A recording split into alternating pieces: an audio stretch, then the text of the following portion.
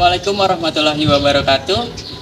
Halo semuanya, kami mahasiswa-mahasiswi Prodi Agribisnis Fakultas Pertanian Universitas Singapura Bangsa Karawang ingin melakukan wawancara narasumber usaha tani di Kawamerta Malangsari Karawang untuk memenuhi tugas dari dosen pengampu Bapak Iketut Manu Mahat Mayana SPMSI. Nih, tuh.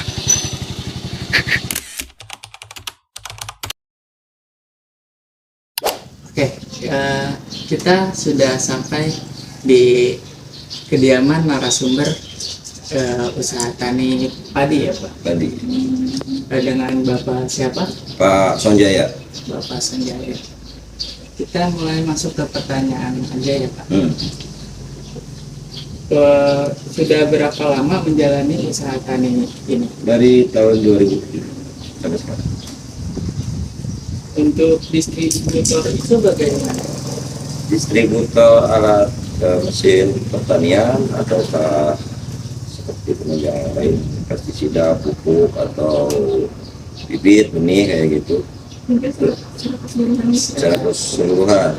Kalau untuk alat mesin distributor itu di Karawang ada di Arep, namanya tuh apa ya, Makmur kayak bisa. Jadi kita untuk alat mesin pertanian bisa ke sana, bisa ke Arep. Terus kalau untuk pupuk, pestisida sama bibit itu udah disediakan di kios-kios terdekat untuk distribusian itu. Untuk bisa tolong dijelaskan lagi untuk teknik budidaya tanaman padi ini mulai dari penanaman sampai panennya. Teknis budidayanya yang pertama itu kan kita persiapan lahan. Persiapan lahan itu contohnya seperti pembersihan pematang sawah, terus pembajakan lahan sawah, terus apa namanya, setelah itu kita mulai dari pembibitan ya, pembenihan. Kalau untuk 1 hektar padi kita membutuhkan bibit antara 10 sampai 20 kilo. Kita ambil rata-rata 15 kilo aja lah, karena kita bercocok tanam masih secara umum. Artinya secara umum itu tidak berbeda dengan yang lain itu. Kita masih sama lah, kayak nanamnya masih jarak 30 kali 30 dengan legowonya 5, kadang-kadang 7 gitu. Kalau yang beda kan pakai legowo 2 lah. Kalau nggak pakai legowo 2 sekarang ada alat namanya transplanter ya, alat mesin tandur kayak gitu. Kita masih umum. Setelah itu ya pembersihan lahan, persiapan lahan, pembenihan, baru tandur. Kita masuk ke perawatan tanaman. Perawatan tanaman itu terbagi menjadi dua fase di padi, antara vegetatif dan generatif. Perawatan di vegetatif itu berbeda dengan di generatif. Kalau di vegetatif itu kan hormon yang dibutuhkan itu kayak oksin, kayak gitu, sitokinin. Kalau di generatif hormon yang dibutuhkannya itu ya seperti gibralin kayak gitu. Kalau secara umum hamanya organisme pengganggu tanaman itu sama lah ya, di vegetatif sama di generatif juga. Mengerek batang, wereng, terus apa lagi? Kayak beding tanah itu apa? Di sini tuh disebutnya lembing batu. Terus kalau di generatif ada tambahan hama itu seperti walang sangit, kungkang bilangnya. Itu dia nusuk pada ketika padi masak susu serangannya. Jadi saripati padinya itu nusuk. Terus ya, panen kita menggunakan pomben, menggunakan alat. Tapi bukan milik pribadi, sewa itu angkanya sekitar 2 juta sampai 2.300.000 per hektar. Seperti itu budidaya secara umum lah ya. perawatan apa sih namanya, perawatan ya sama kebersihan rumah kayak itu di vegetatif, kayak pemberian nutrisi, memupuk kayak gitu. Kalau untuk sekarang 2 musim ke belakang itu kita agak mulai sulit sekarang mendapatkan pupuk bersubsidi karena dibatasi oleh pemerintah. Yang tadinya kita mendapatkan 200 kilo gitu, sekarang kadang-kadang menjadi 125 atau 100. Nggak tahu kenapa kan mereka mengurangi pasokan subsidi pupuk ke petani, pemerintah maksudnya mengurangi. Jadi untuk menanggulangi hal tersebut gimana Pak? Kan udah dikurangi. Nah sekarang apakah Bapak beli sendiri atau gimana? Ya kita mau nggak mau kita beli pupuk yang non subsidi dengan harga yang beda. Kalau subsidi untuk urea itu, untuk urea subsidi sekarang itu di harga 2.300 sampai 2.400 lah, tergantung distributor tadinya. Yang kita sebut kios pupuk. Kalau non subsidi itu nyampe 8 ribuan per kilo gitu. Jadi sekarang kita padukan antara subsidi dengan non subsidi karena subsidi itu sulit dicari sekarang. Tapi untuk buruh tani sendiri digajinya tetap sama seperti sebelumnya apa? Sama. Ada perubahan? Sama. Di kampung kita ini untuk upah buruh tani itu per hari 125.000 untuk uang saku aja. Ya. Kita yang ngasih makan, kita yang ngasih ngopi, kita yang ngasih rokok gitu lah. Semua isi perutnya kita yang nanggung gitu, untuk kerja di sini gitu di lahan kita. Kalau sampai sekarang permasalahannya apa aja Pak yang Bapak alami sekarang? Kayak misal alih fungsi lahan yang sehingga komponen produksi pertanian itu semakin sulit, atau pada pemilihan bibit dan pupuk, atau ada permasalahan lainnya Pak?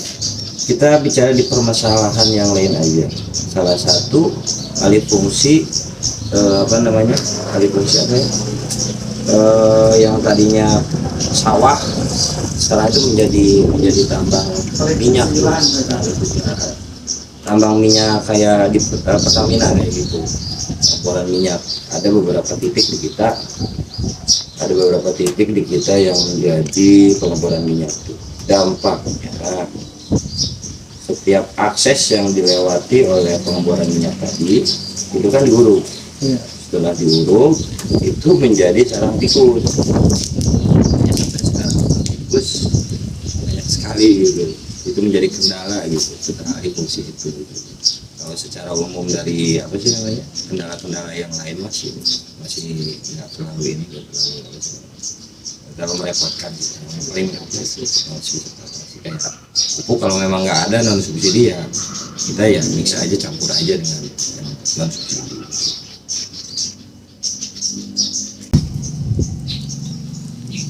Untuk biaya penggunaan sarana dan prasarana ini mempengaruhi biaya usaha tani juga atau enggak? Terus untuk strategi untuk mengurangi biaya tersebut bagaimana? Ya berpengaruh ya. Kalau yang tadinya sudah menggunakan ini terus menggunakan ini, contoh sarana dan prasarana di pas panen kita biasanya menggunakan orang masih manual lah, diarit, dibuat kayak gitu. Sekarang menggunakan komben kan kita mengeluarkan uang pasca panen itu 2 juta sampai 2.300.000. Kalau dulu mah enggak, sistemnya bagi bawon, namanya bagi bawon di sini. Yang dari 600 kilo itu si pemanen 100 kilo gitu dulu. Kalau sekarang masih tetap ada yang pakai komben pun masih dibagi bawon kayak gitu. Dari 800 kilo itu mereka dapat 100 kilo padinya gitu, upahnya gitu. Kerjanya si buruh bawon tadi itu di vegetatif tadi, kayak membersihkan kurma, menyulam kayak gitu kerjaannya itu.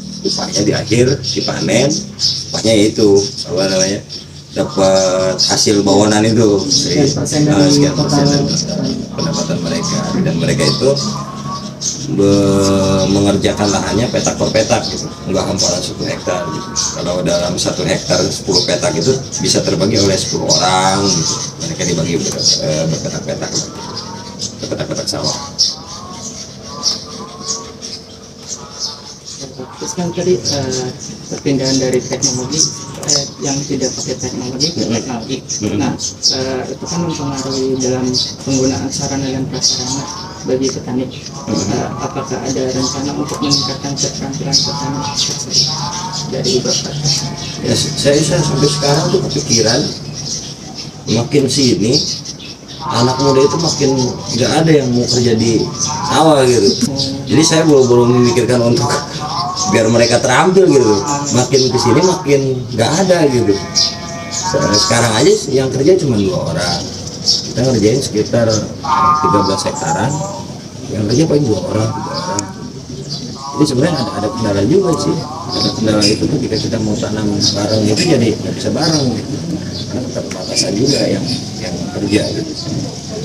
Makanya pelan-pelan masuk alat mesin tadi.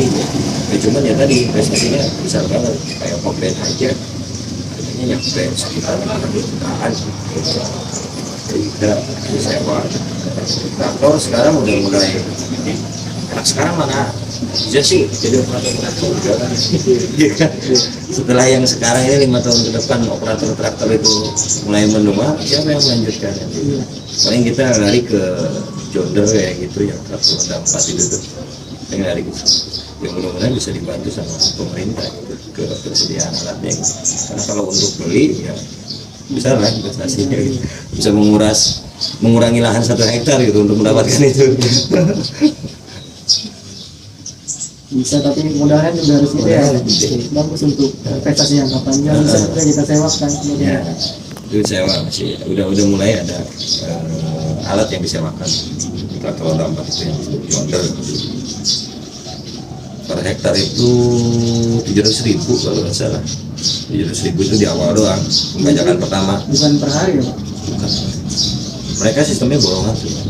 Dan sekarang pun yang tenaga pembersih lahan tadi, persiapan lahan, pembersihan pematang, perataan lahan, semuanya itu borongan sekarang, nggak harian. Saya hari itu sekitar sehektar itu borongannya sekitar 1,5 juta. Dulu tuh paling 700.000 per hektar, 900.000 karena mulai mengikis nggak ada tenaga gitu.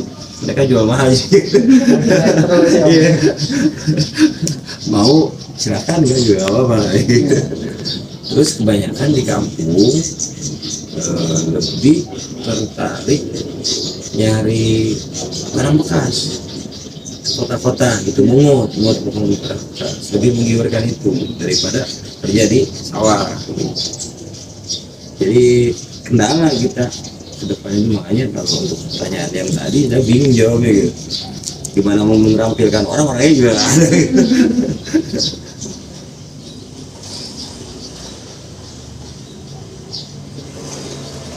Pertanyaan juga udah habis, mungkin kita cukupkan lagi buat sesi selanjutnya.